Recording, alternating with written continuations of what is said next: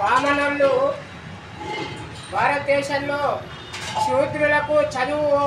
వద్దు అని చెప్పినటువంటి యుగంలో ఆ యుగంలో పోరాడి టీచర్గా పనిచేసి ఇవాళ భారతదేశంలోనే శూద్రులకు కూడా చదువు అవ్వాలి,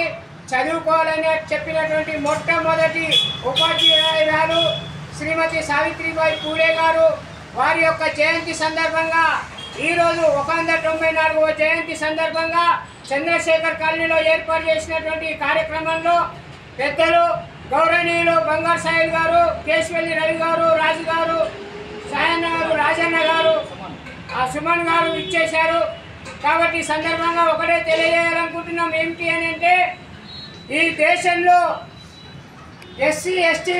బీసీ అట్టడుగున ఉన్నటువంటి వర్గాలు ఎవరైతే ఉన్నారో వారందరికీ కూడా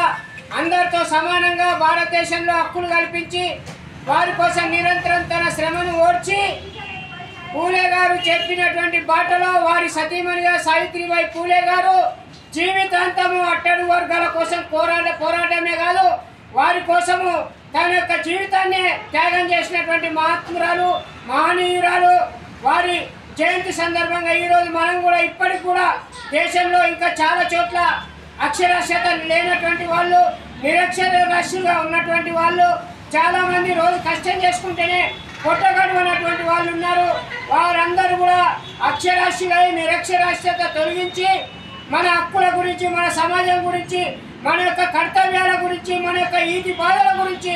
మనం చైతన్యవంతమయ్యేంత వరకు సావిత్రిబాయి పూలే గారు మనకు ఆదర్శంగా మనల్ని అనునిత్యం మన వెంట ఉండి వారు నడిపిస్తారని, అందుకోసం వారి జయంతి సందర్భంగా ఈరోజు మనం అందరం ప్రతిజ్ఞ ఉండాలని ఈ సందర్భంగా మీ అందరితో కూడా కోరుతూ, ప్రజలందరితో కూడా వేడుకుంటూ ఈ సందర్భంలో మొక్కవోని ధైర్యంతో ఒక్కటై నిలవాలని ఈ సందర్భంగా కోరుతా ఉన్నాము. జై సావిత్రిబాయి పూలే, జై సావిత్రిబాయి పూలే, జై సావిత్రిబాయి పూలే.